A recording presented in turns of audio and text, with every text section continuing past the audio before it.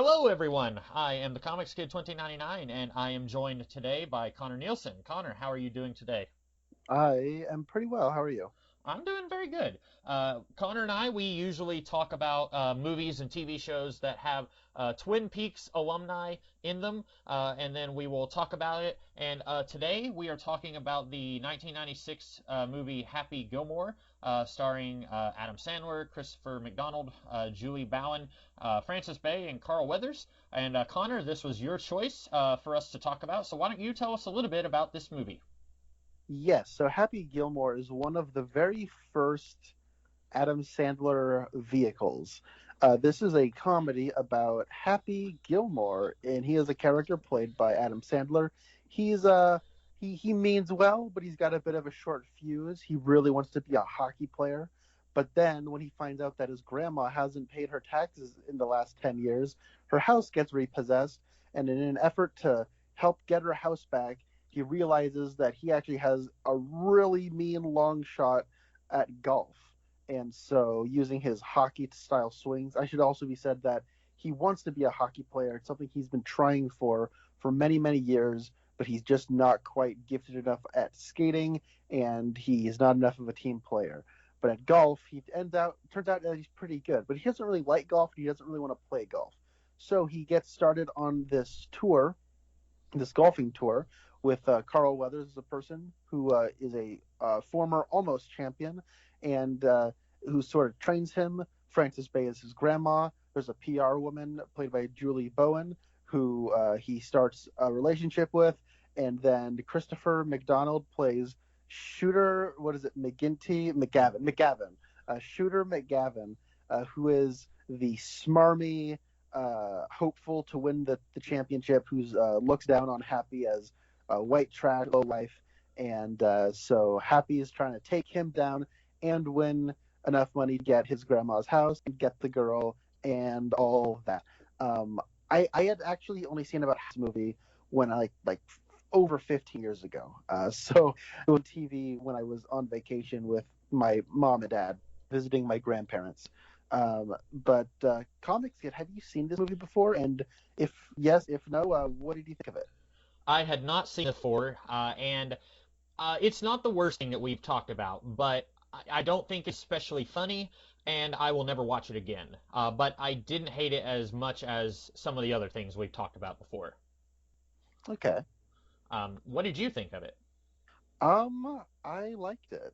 Oh, Uh, okay. I don't know. Maybe it's because like I remember when I saw like the last half of this movie on like TV, and I was only really kind of half paying attention to it. I like there's something about it that kind of stuck with me. And I mean, like I went to high school between the years of 2009 and 2013.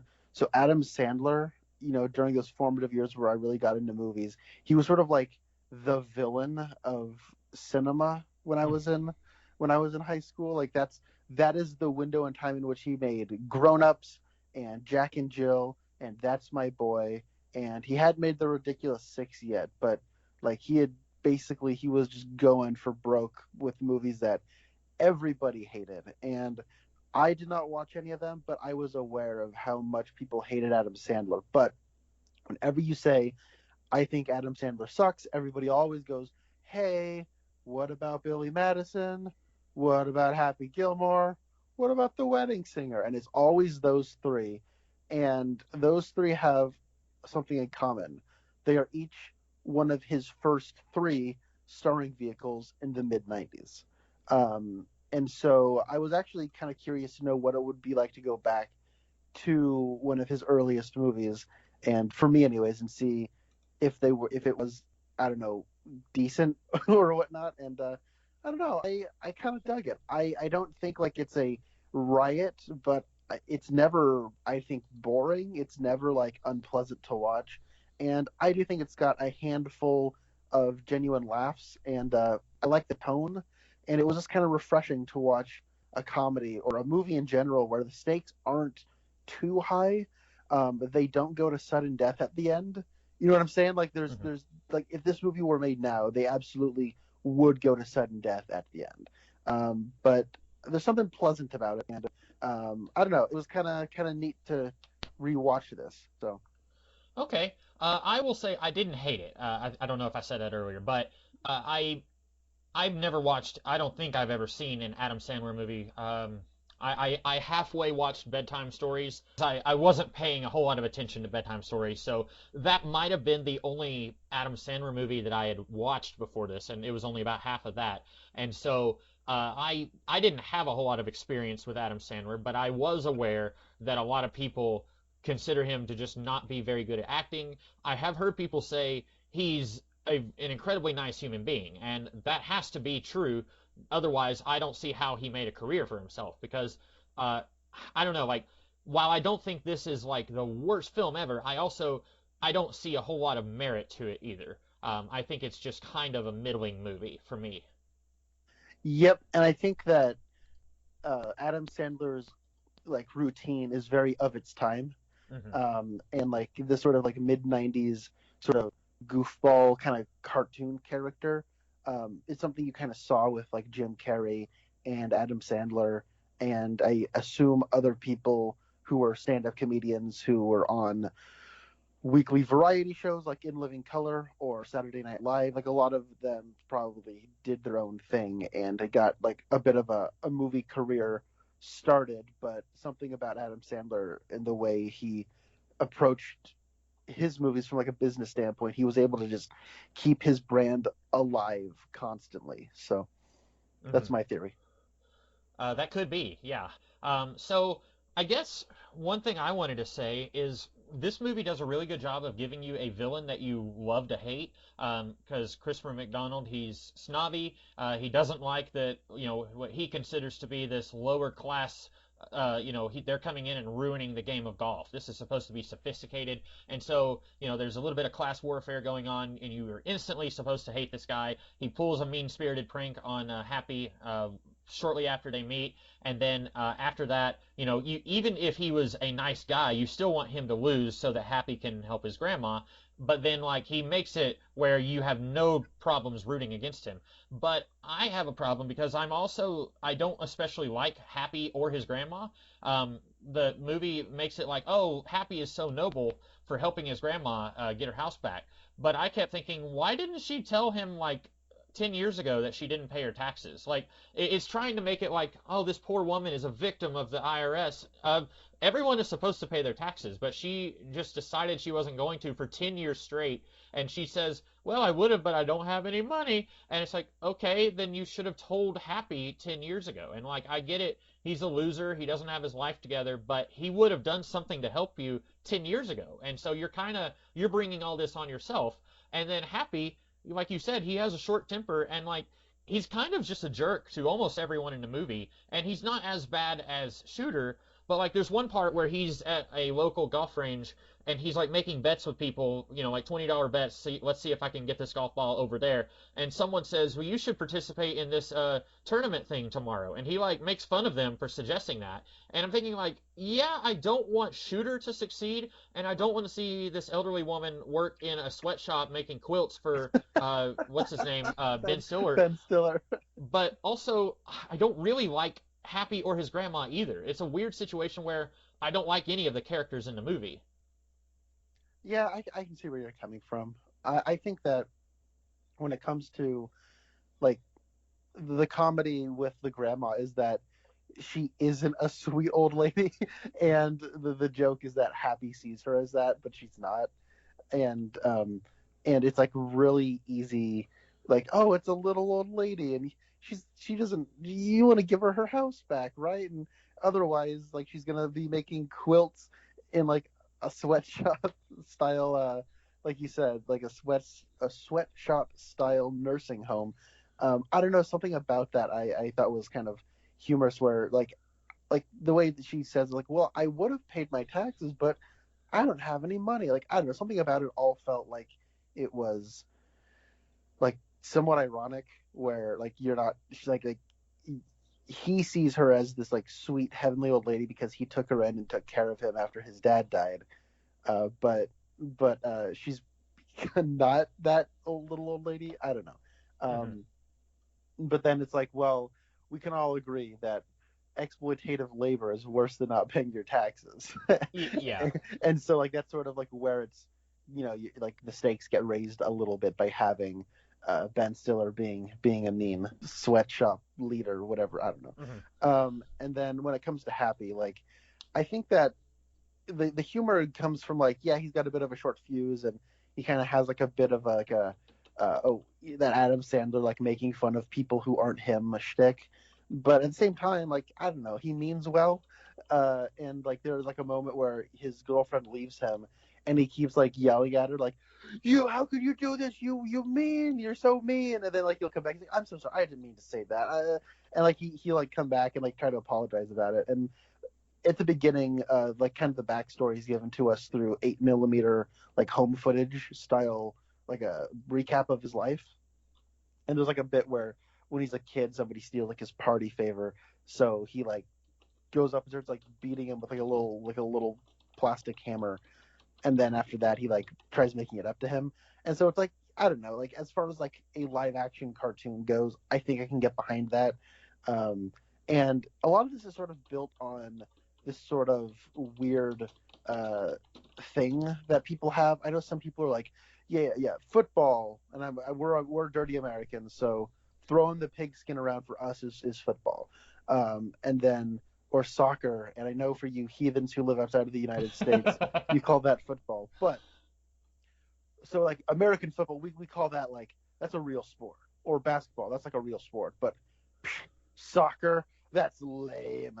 That's for wimps. That's for girly men. And I've always thought, why? Like I don't understand that mentality. Or like golf, that's not a sport.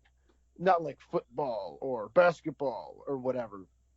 And in the case of Happy Gilmore, he's got this thing where he doesn't seem to see golf as like a legitimate sport, but he sees hockey as a legitimate sport. And so like this whole thing is kind of built on like that whole thing that I don't understand. But even if I don't understand it, I do recognize that it's like a real thing that like people have where some sports are just inferior or whatever. Hmm. But at the same time, I think that the actual story here is pretty good for that because it's just fundamentally about a guy who really, really wants to be good at one thing and then finds out that he's actually much more gifted at something that he doesn't really want to be gifted at. Hmm. And but because of his circumstances, it sort of forces his hand to be good at the thing he is more like naturally gifted at. And the thing that he wants to be good at, hockey, ends up serving him in golf. So I kind of like that dynamic. Yeah. And I think the idea of like I want to do this other thing, but I just don't have the skills, but I can do this thing over here. That's not a bad idea. But then once Carl Weathers finally convinces Happy to go into the golf thing to get the money, I feel like it kind of just drops that, and it's kind of like, okay, now I'm just gonna do the golf. And I would have liked it if there was like, I don't know how they would have done it, but if there was a little bit more of a like, man, I really wish I could go into hockey, or like now that I'm famous, maybe that hockey team will take me in, and then they're like, no, you still suck, or something like that. Mm-hmm. I would have liked for there to have been more, I don't know, not necessarily conflict, but a little bit more of an internal drive to join, to be part of that hockey world that he's just not destined to be part of. Yeah, okay, and I definitely see that. And I think that like I'm not like I enjoyed this movie. I like it, but I will fully acknowledge it's a very low stakes, breezy 90 minutes that I'm not gonna be watching every weekend for the rest of my life. But it's and like in a better movie, you're right, there would definitely be that angle. In a better movie, the romance would not be bad. So, Hmm. but this movie does have Carl Weathers basically playing his role from Arrested Development like 10 years before he did that. So Hmm. that's pretty cool. I did like Carl Weathers, and once there's a part where Carl he keeps trying to tell I can train you to be like the ultimate golf player, and Happy says no, I have to do it now. And I was kind of curious, why does Happy not tell Carl Weathers, look, my grandma's house is at stake, and I have to get it in 90 days. I can't wait a year, because he doesn't want to tell anyone, even Carl, who he trusts. But then it's like over halfway into the movie before we see Carl Weathers again, and I was really disappointed because I think he was probably my favorite part of the movie, and he wasn't in it nearly as much as I thought he would be.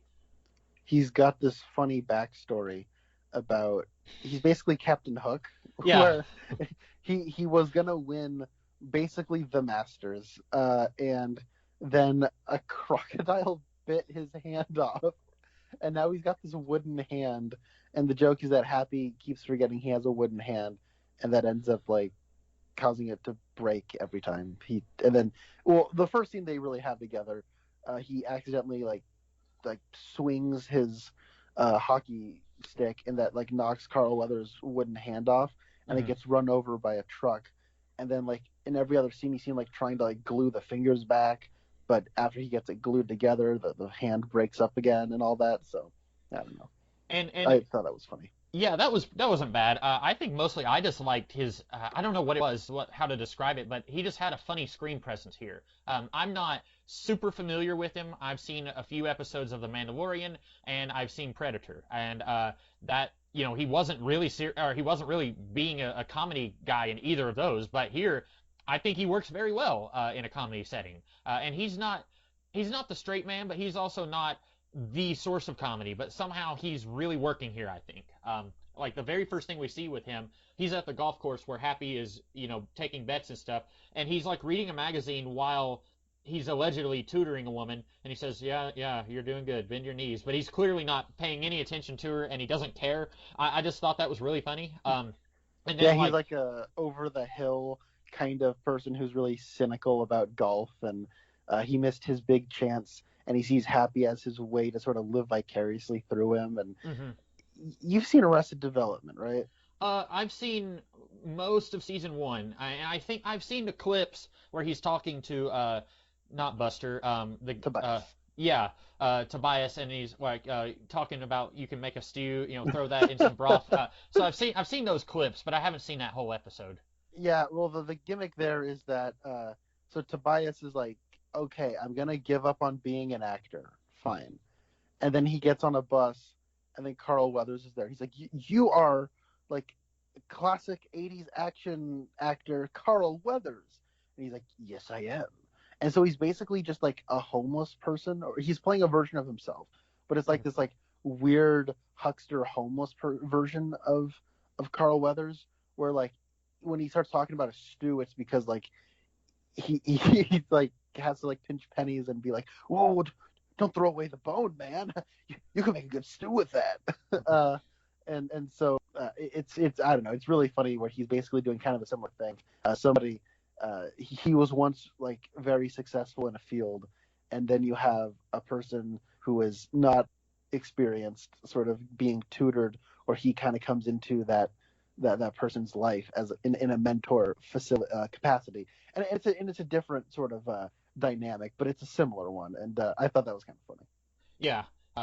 My favorite, like I said, I've just seen a couple of clips from that one, but one line I really liked was when Lindsay was flirting with a guy at some high fancy party, and then she sees Tobias and Carl Weathers walking in, and she says, "That's my husband." And the guy turns and says, "Oh no, Carl Weathers is your husband?" And he runs away. I thought that was really funny. Um, but yeah, I like the reveal when he says, it was like 1967, and I couldn't finish being a golf champion. And Happy said like, "Oh, is it because you were black?" He said, "No," and he busts out his wooden hand, and I thought that was a really good reveal. The timing there I thought was good. A lot of the timing in this movie I thought could have been like this is only an hour and a half long movie, but so many of the jokes here I felt like dragged on a lot. I don't know if you felt that way, but there were two or three moments where I was thinking, all right, that's perfect, now cut. And then it would drag on for another 20 seconds to a minute more. And I was like, oh, okay, I guess we're going to keep going with this. When Happy first finds out his grandma is going to lose the house, and then the guy says, look, this isn't my fault, but, she hasn't paid taxes in 10 years. And then he says, if we're going to have to take the house if you don't get the money together in 90 days. And then he says, you hate me, don't you? And Happy says, no, I don't hate you. And then we cut to the guy getting thrown out the window. And I thought, perfect, cut right there. But then the guy says, yeah, he hates me. And I was like, okay. I feel like it was a little less funny when they kept going with it. And then like there's later when Happy is there at the house while the guys are moving furniture out, and they're stopping to take a break to practice hitting a golf ball. And they're like, well, see if you can do better. And that's where Happy first finds out he might actually have a skill at golf. And they say like, you know what, you see if you can do better. And then Happy does it once, and then they do it two more times. And that joke goes for like 2.5 minutes. And I think that could have easily been trimmed down like 2/3. I don't know if you had that, but there were some times in this movie where I was thinking to myself like, this could have been funny, but they just kind of keep going with it. I see where you're coming from. I didn't have that while I was watching it, but I can definitely see where you're coming from because I've for sure felt similarly about other movies that I could point to. I think that in an era where every comedy movie, it seems, has every joke stretched, it seemed a little less gratuitous to me. But I did I think that him doing it three times. You're right. Like as a joke, it's a little drawn out, but I understand why it needs to be that long from a story point of view. Hmm. But I can see where you're coming from with that. I think the best example of a joke going on too long, though, is where he starts flipping out on tour, and then it cuts to the one guy being like, who's watching it on TV, talking to the PR lady, and he's like, "Oh, we can't deal with this guy. He's bad press. This is not good." And like while that whole scene is going on, you can still hear Happy having his temper tantrum on TV with like the bleeping out every other word sort of thing. Yeah. And I thought that was cool because it starts off as one joke, and then it becomes background dressing for another scene, and that kind of keeps that scene funny because that's just sort of plot mechanics being moved around. I don't know. I thought that was kind of neat. Yeah. Speaking of the PR lady, played by Julie Bowen or Bowen, I don't know, the lady from Modern Family. I would not have known that this is Claire from Modern Family because she looks very different here than she does there, but I thought she looked a lot like Elizabeth Banks here. She does. Yeah, she does. It's crazy. Their romance. Did you want to talk any about it in this movie? I mean, I guess we could honestly cover it in a very short amount of time.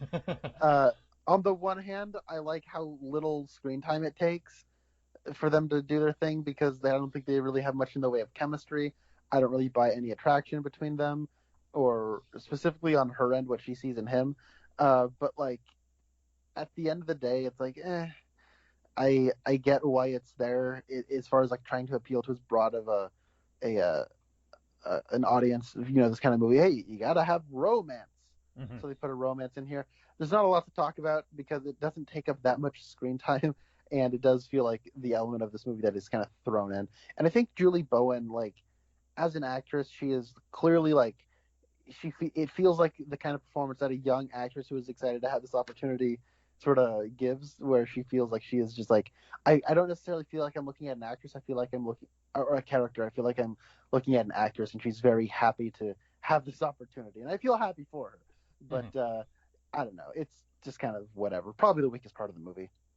And I'm looking at her filmography. Apparently, she was in the movie Hubie Halloween, which is another Adam Sandler movie. So I guess she's kind of not as much as like Vince Vaughn or the You Can Do It guy, but she's kind of part of his like crew of people that he will use in his other movies. And that's nice. I guess it's kind of nice that she had the potential to go off and build her own career out after Happy Gilmore, but then she comes back and does another garbage Adam Sandler movie, and so that's kind of shows a certain loyalty, I guess.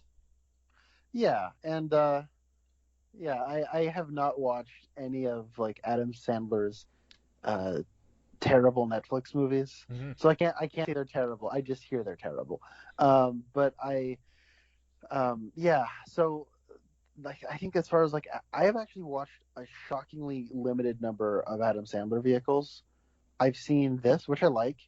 I only watched Grown Ups because that came out in the year 2010, and I mean it was kind of bad, but like it wasn't that bad. Hmm. I don't know. I saw Pixels, which really was that bad. And then I've seen like what are they like his serious movies? Like I've seen Punch Drunk Love, which is Cut, great. Uncut Gems. I've seen Uncut Gems, which is also pretty great.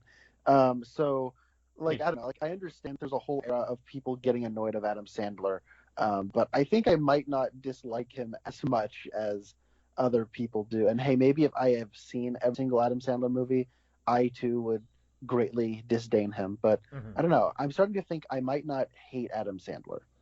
And I've heard people say, and I also have a limited experience with him, but I've heard people say that all he does, he gets his friends together and they, get a certain amount of money, the budget for their movie, and then they go and they just film a bunch of nonsense scenes and they string it together, and then it's basically their excuse to go and have a vacation in Hawaii or wherever. And Yeah, that's as far as filmmaking goes, that's just downright insulting. It's insulting to your audience who wants something better, and it's insulting to other filmmakers who are actually trying.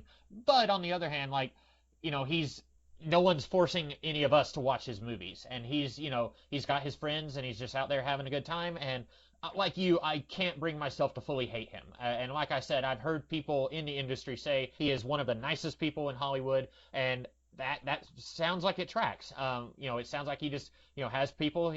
Hey, come in and be part of this movie I'm making, and we'll just have a good time while we're doing it. And so, yeah, I can't hate him, but I can hate his movies.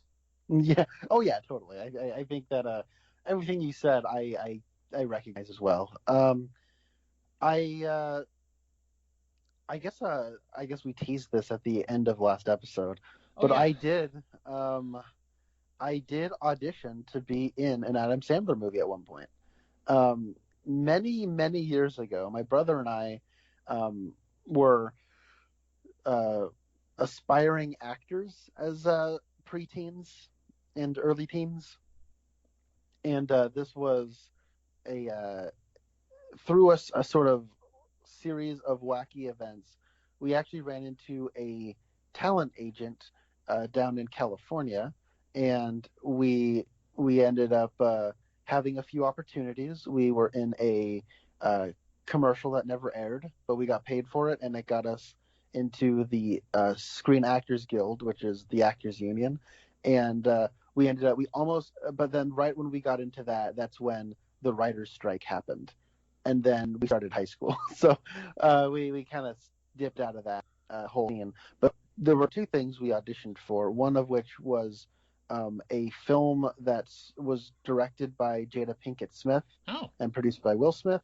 We did not get the role in that, but we almost did. Our agent was like legitimately surprised that didn't happen. I don't think it was like an independent movie. I don't think it really went to theaters, but I think it was called like The Human Contract. It starred uh, Jason Clarke before he kind of became big for a minute there. Hmm. Um, and then the other thing we auditioned for was uh, at the time it was called The Lake House. And we were like, okay, this is going to star Adam Sandler and Chris Rock and Kevin James and Rob Schneider and David Spade.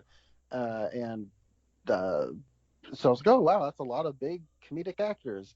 And we read for the part of young Lenny, uh, and at that point, we couldn't make it down to Los Angeles. So then we found out about the wonderful world of recording some lines on camera and then uploading them to YouTube, and realizing that's how everyone does it, and we are not special. But that was interesting because I found out that that movie, The Lake House, ended up being Grown Ups in 2010, and the character of Lenny was Adam Sandler. So Spencer, my brother Spencer, and we auditioned as a young Adam Sandler.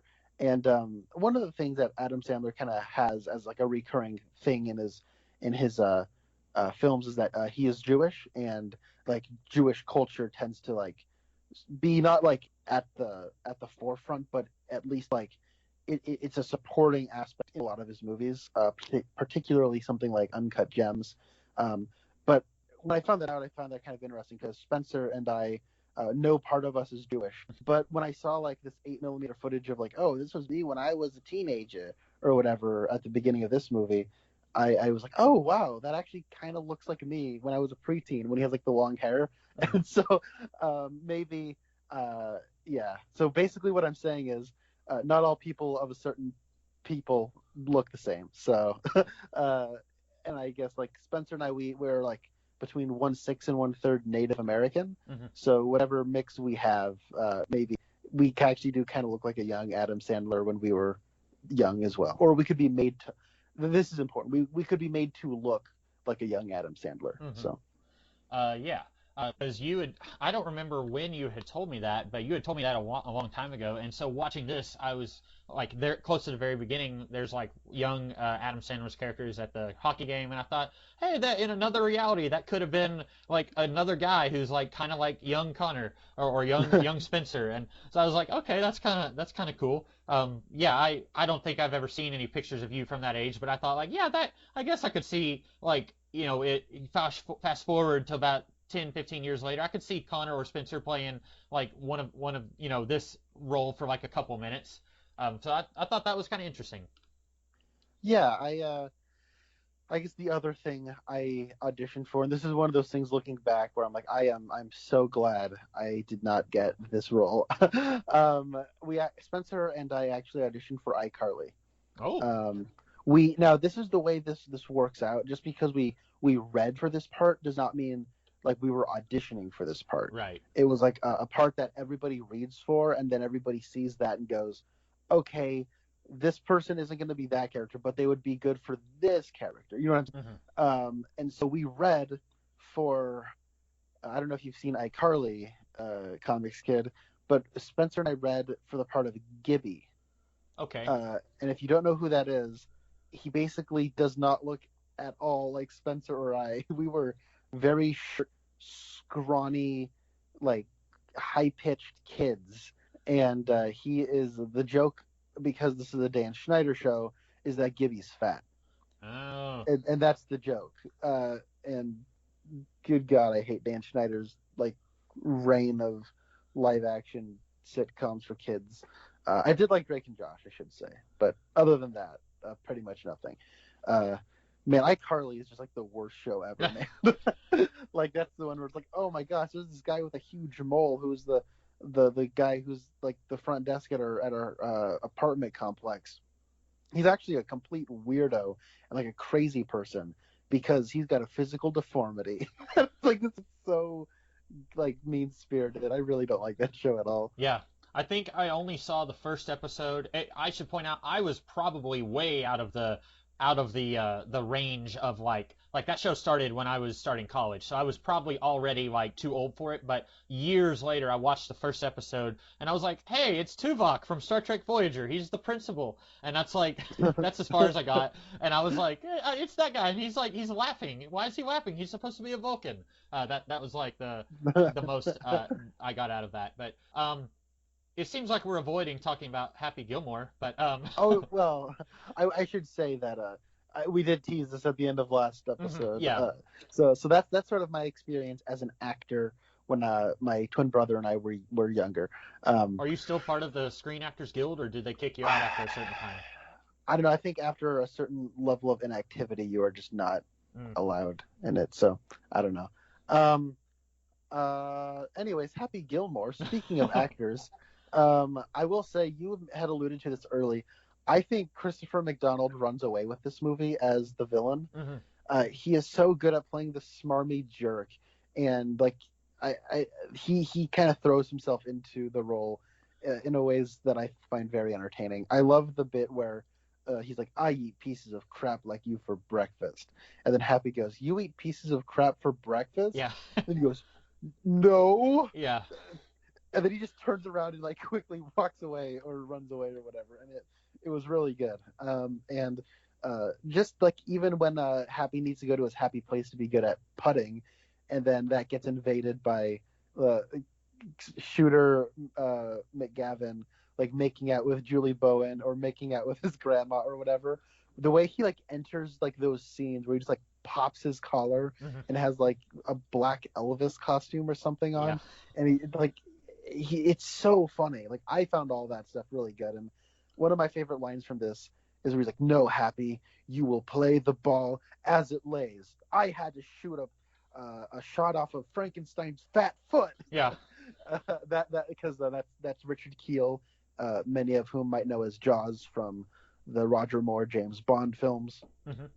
Uh, And I don't know, that line. I remember hearing that when I was a kid and thinking that was the funniest thing I'd ever heard in my life. But eh. I should point out I also quite enjoyed his villainous performance. I think there were a few moments that made me laugh out loud. I liked so at the very beginning, his girlfriend is walking out on him, and I should point out I didn't at first I didn't catch that that was his girlfriend because I knew that the movie was going to involve his grandmother in a nursing home, and so at first I thought that she was a nurse working at the nursing home, and he said Mm. like, "Hey, I got a Subway. Can you stay around for a bit?" And I was a little confused. I was like, "Is he hitting on the nurse? I don't get it." And then I realized, oh, she's his girlfriend, and I don't even remember if she even got a name in the movie. Because I was thinking like what they probably should have done was in that 8 millimeter part show like. And then I got a girlfriend, and she loves me, and I love her, and like set up that she exists, and then turn around, and it's like I'm leaving you happy, you're a loser, and it's like, oh, she doesn't love him, wah wah. Hmm. But when he's doing the thing where he's like singing like I want to kiss you all over your body or something like that, and then there's another woman, an older woman, she opens his door, and I'd like to know how does she know which room to go to when she hears him on the speaker outside. And then it cuts, and then it shows Happy sleeping on his bed, and then he gets a call, so he runs to his grandmother's house, and then you see the older woman come out of the kitchen wearing just a t-shirt, and I thought that was kind of funny.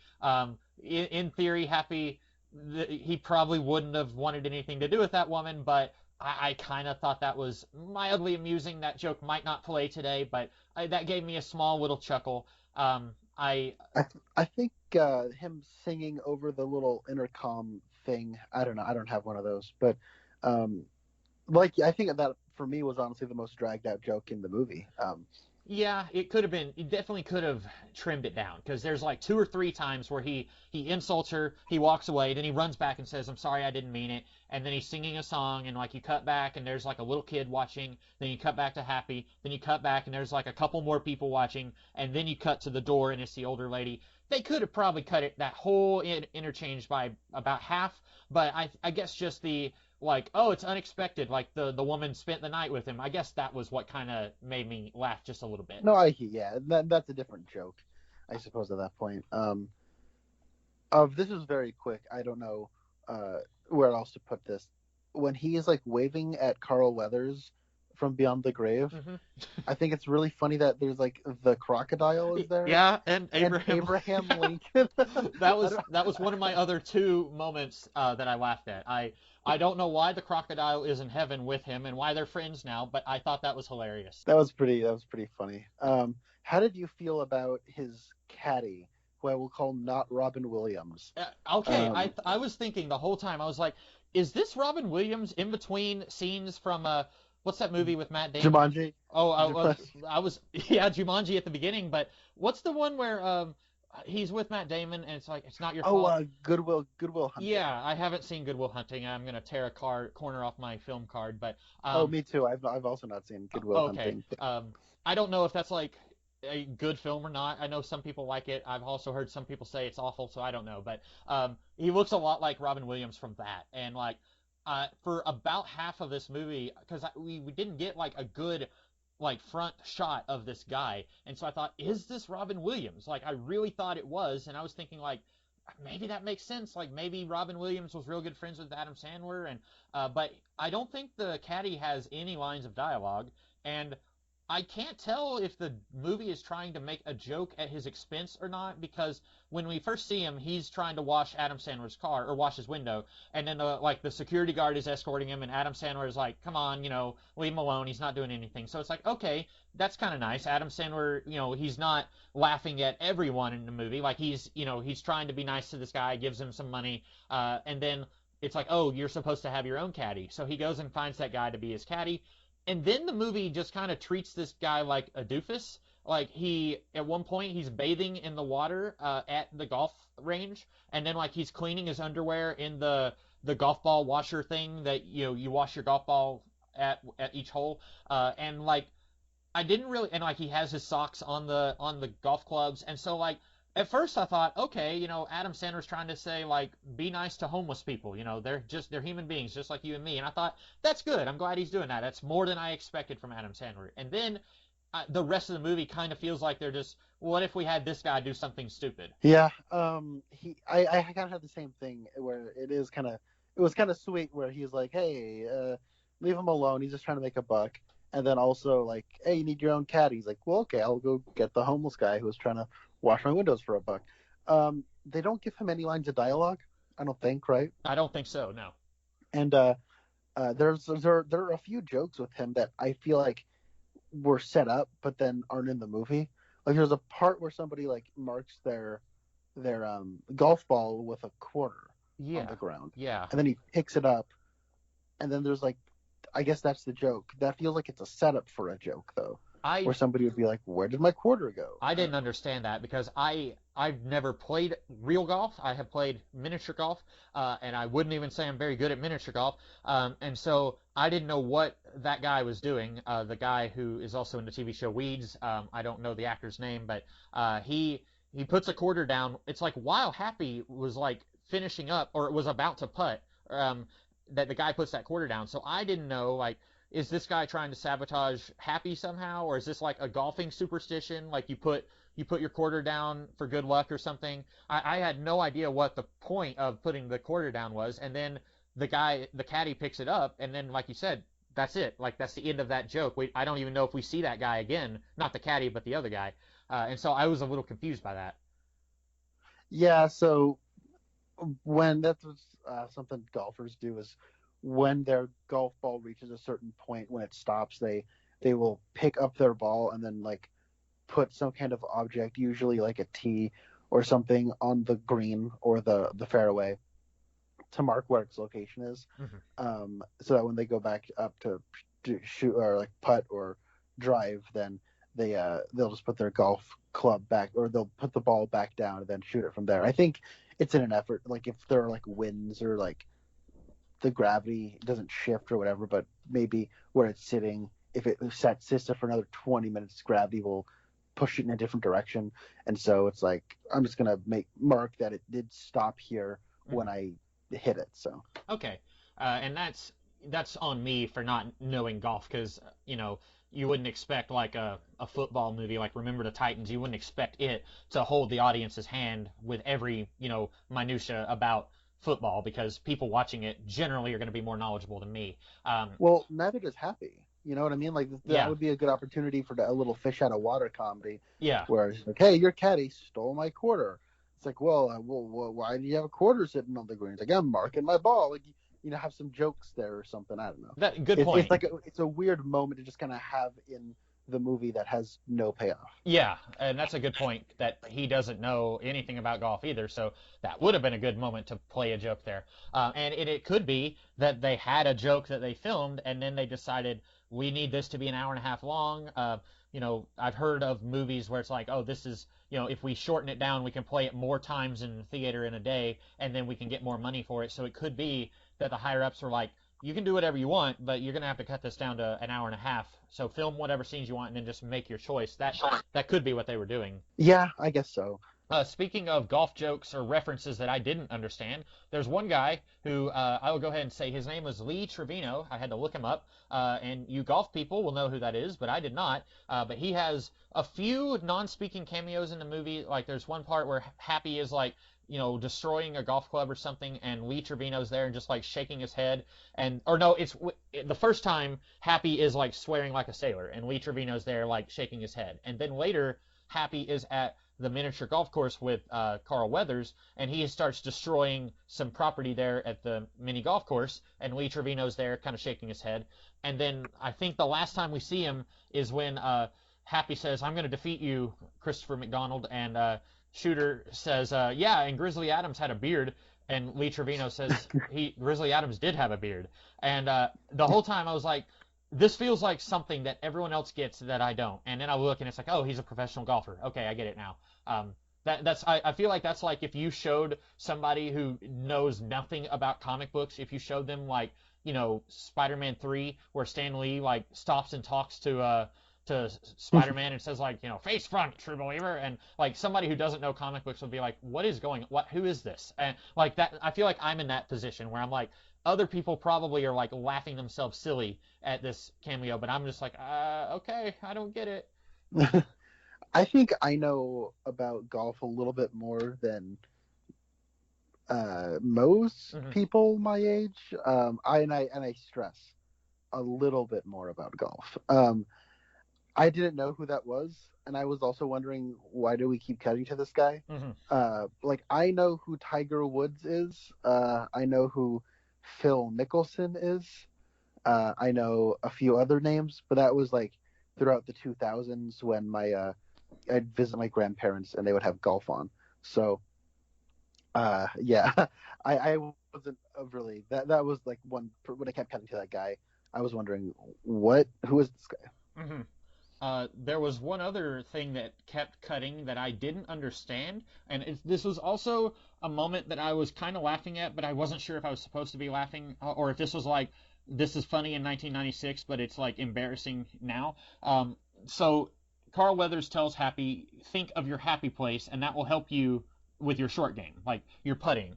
And so then Happy's happy place is Julie Bowen, like in some lingerie, holding a couple pitchers of beer, and his grandma has like tons of money that she's throwing in the air, and then there's a little person riding a tricycle, dressed up like a cowboy hat, or dressed up like a cowboy, and I was in the same way that like Carl Weathers is with Abraham Lincoln and the alligator.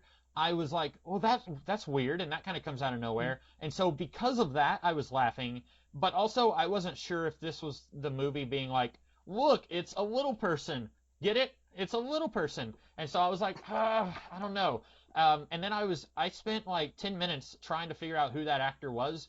And I looked up on Google, like, cowboy from Happy Gilmore. And Google said, there's a word, when I was a child, there was a word that some people would use to describe little people. I'm not going to say the word, but back in the 90s, that word was, I guess, more considered to be okay. And nowadays, I think that word is a little bit more, don't say that. And so Google said, did you mean? And I'm like, no, Google, I did not mean that. And so that was like the only other part where I laughed out loud. But then I was like, I don't know if this is the movie, like, if it's just making a joke, like, haha, Happy has like, look, this is something in his happy place that we're not going to explain, or if this was the movie being like, haha, little people.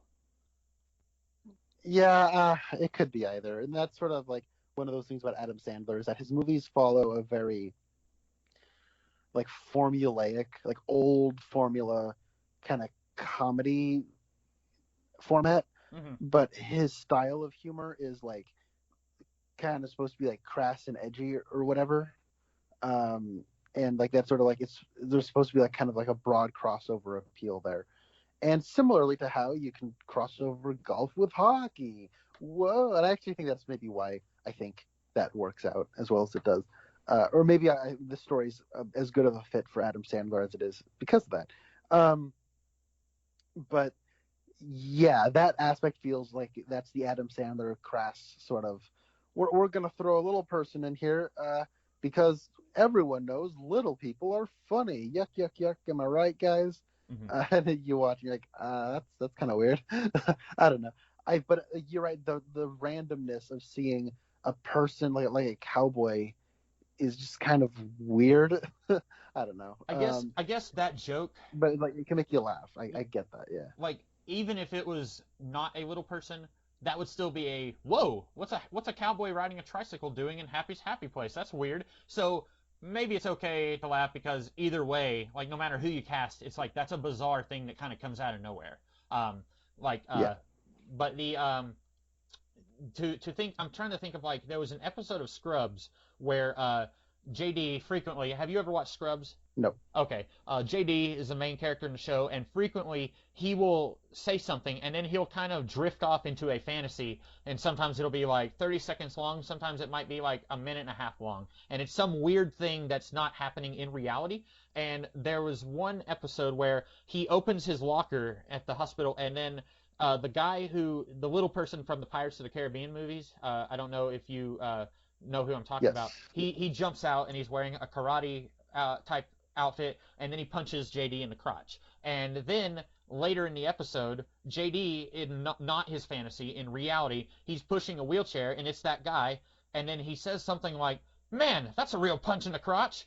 And JD says, "Randall, can you please stop saying that? That's starting to affect my daydreams." And that I thought was really funny because they show it, and at first it's like, that makes no sense. And then later they call back to it, and I'm like, oh, okay. And then that guy shows up in a few more episodes later on as like one of the janitor's friends. But yeah, this was like, I couldn't tell if I should be laughing or if this was like offensive and I should be ashamed of the movie. Yeah, I don't know. I think you can get a chuckle out of it and still recognize it as a relic of its time. Yeah. I think that I don't know. So another aspect I found kind of funny, and I'm a little surprised it never came back, is like when you're going through the recap of his life, and after his dad died, he just kind of worked a bunch of dead end jobs. He does this thing where he will find some kind of phallic shaped object he has at work, and then like put it between his legs, and then thrust his pelvis back and forth. And so like he uses that with like a safety cone as a construction worker, or as like a baton as a security officer, or a mop as a janitor and whatnot. And I'm a little surprised he didn't do that with like a golf club. But I mean, he kind of does, because like he at one point he's like riding a bull and using the pantomime that he's riding a bull, similarly to how the cowboy is in his daydream. But he's doing it with a golf club. And so it's weird. Like those two things are almost the same, but they're not. And so I was just kind of curious if they wanted to change it to make it a little bit more family friendly or not. I don't know. It was just kind of a weird detail. Yeah. And if they were wanting to change it, then why wouldn't they change it in the earlier scene where we're showing him in all of his different jobs? Right. But I did kind of think it was funny where Carl Weathers sees him doing that on TV, and he's like, "Come on, Happy, you look like a fool." And then it cuts to his grandma doing the same thing, like riding the horse on a broom or whatever at the nursing home. I thought that was kind of funny. Speaking of, I thought the stuff with Ben Stiller was hilarious in this movie. Yeah, and he was uncredited, so I thought that was kind of funny. I should say, I had a coworker a few years ago who he was a pretty big Adam Sandler fan, and I remember him telling me about the "Can I trouble you for a glass of warm milk?" I remember him telling me about that, and so even knowing about it, I was still chuckling with Adam, where Ben Stiller transforms into this evil monster at the home. I thought that was pretty funny. But he keeps the same voice, and that's what's pretty funny about it. Where he does have the "Hey, how's it going?" kind of voice, and Ben Stiller, his voice, and specifically like the meter at which he speaks, sounds so much like a boss I had for like a year and a half. And so I found that extra funny. Paul, if you're listening to this, I love you. You're great. I don't mean to offend at all, but you do kind of remind me of Ben Stiller and or Ed Helms. So there you go. So I found that was really funny. And the other like big laugh for me was when Carl Weathers dies. Yeah. It kind of reminded me of like, when I first saw the movie, what was it called? Ricky Bobby, Talladega Nights. When I first saw Talladega Nights, I've only seen it once, and I was with a group of friends. And have you ever seen that movie? I have not, actually. Okay. Do you mind if I spoil like a small part of that movie? I could not care less if you spoiled it. There's one part. What's his name? Will Ferrell is like, at the top of the world, and then he's no longer the best in NASCAR. He's losing races because of this new French guy played by Sacha Baron Cohen. And then his wife suddenly wants a divorce from him, and she's sleeping with his best friend. And it's just like everything just kind of comes crashing down. His whole life is falling apart all at once. And I remember when I was watching that movie, and I said, is Will Ferrell having a nightmare? Like, is this he's gonna wake up and this is all a bad dream? And my friend was like, no. And because I remember it was just like cartoonishly how much everything was suddenly going wrong for him. And that kind of, I was getting a similar vibe here where like, oh, he trained him how to, be a good golfer, and now everything's starting to look up for him. And then like we cut to like the casket. And I'm like, oh, okay. Like, because we see him, and there's another Lee Trevino cameo here. Like, because he's, for anyone who hasn't seen the movie, Adam Sandler, he kills the alligator and he stuffs its head and puts it in because Adam Sandler, he encounters the same alligator at one point. He stuffs the head and puts it in a box and gifts it to Carl Weathers. And he's like, I heard that you had trouble with this crocodile or alligator, whatever it is, and so I thought you would appreciate this. And like Carl Weathers screams and he falls backwards out of a window. And then he looks out the window and Lee Trevino just looks up at Adam Sandler and shakes his head again. And I thought, oh, okay, he's fine. This is a comedy movie. The next scene he'll have a neck brace, but he'll be fine. And then the next scene he's dead. And I'm like, oh, okay. Like I just kind of was like, wake up, Happy. I don't want you to be dreaming anymore. I want Carl Weathers to be okay. But yeah, that kind of reminded me of that. Actually, I've not seen Talladega Nights, which I am sure disappoints Christopher Nolan, because apparently Christopher Nolan has said that Talladega Nights is one of his favorite films. Really? Yeah. He was asked like, what is your like what is the movie where you're like scrolling? It's your remote drop movie where if this is playing, you got to stop no matter what point of the movie it's in. You got to stop and watch till the end. And he goes, there's a lot I could go with, but right now I'll say Talladega Nights. And the guy interviewing him like chokes on whatever he's drinking. He's like, really? And he goes, yeah. And Christopher Nolan's very British. He goes, yeah, if you're not first, you're last. He starts quoting it and whatnot. It was very surreal. But that is so weird. Yeah. And apparently he also loves the MacGruber movie from 2010. Okay. So he loves his goofy comedies. But yeah, I have not seen that. But like the scene in which Carl Weathers dies, like that is like one of those scenes that is like forever imprinted on my mind from when I was like a kid and I saw the second half of this movie for the first time. I remember thinking that was like so out of nowhere and funny. And I the line Christopher McDonald has that sticks with me is where he goes, congratulations, Happy. You just killed a legend. Yeah. I don't know what it is. Something about the way he delivers that line in such an understated way is really good. And I also love what Christopher McDonald does with his, like, he plays a character named Shooter. So whenever like he like gets the ball in the hole, he'll go like finger guns, and it's like super lame and douchey, and it's, I don't know, it's really believable as like a sports star sort of like signature move or whatever. I thought that was really funny. Yeah. And also that scene where at Chubbs, that's Carl Weathers' name in the movie, with his casket, which for some reason they have his casket like right there at the golfing tournament that they're all at. But then he says like, I'm gonna win this in honor of Chubbs, and Happy says, no, I'm gonna play in his memory, and he says, too late, I called dibs. And I was just like, this is so kindergarten, and I love it so much. That part was really funny. Yeah, there were a few other moments I wanted to be sure to hit, but I think by and large I kind of covered everything I wanted to talk about with this movie. It's pretty simple. It's pretty breezy. It's not like challenging or like some great piece of cinema, but I like it. I'll probably watch it a few times before I die. So Yeah. I think talking about it here with you, I realized I enjoyed it a little bit more than I thought I did, but I still don't know if I would ever go back and watch it again. I hear you. And I don't know, a part of this is just like my grandpa loved playing golf, and my dad has not played golf in many years, but he does enjoy it. I remember going to like the driving range with like my grandpa and going on a couple of like half courses with my dad way long ago. I have an appreciation for golf that I don't think like most people my age probably would. But I do understand that like it's really boring for a lot of others, and totally respect that. So something about this movie does kind of capture, like, my dad is like Gen X, so it has that Gen X sense of humor, but there is a sort of reverence for golf, but it's also kind of critical of golf culture, kind of this like this yuppie sport, and so like I kind of like that.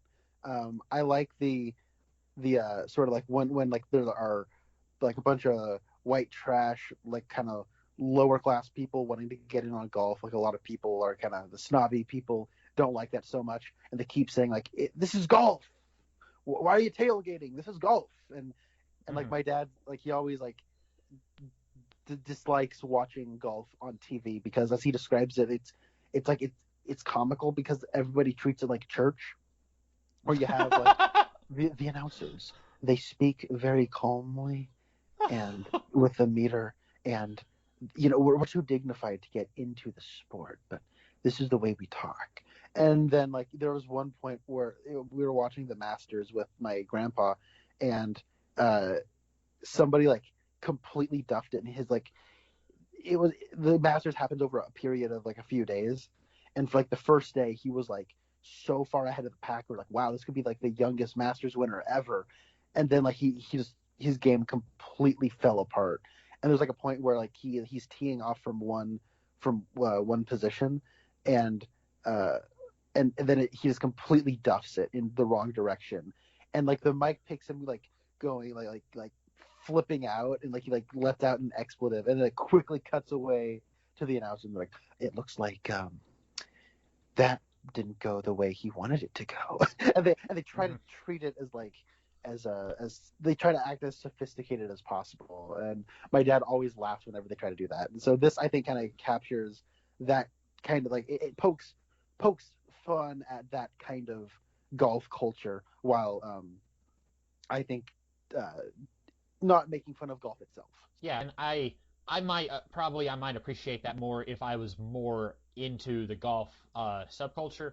Mhm. I know who Tiger Woods is, and that's about all I know. I don't know any of the other golfers, but I still I kind of like that, like, hey, these snobby people are getting taken down a peg or two by and really it's just Christopher McDonald. I don't think any of these other golfers really care that the sport is getting the good name of golf is getting ruined by all these people tailgating, and or as Christopher McDonald said, I saw two naked bikers in the woods having sex.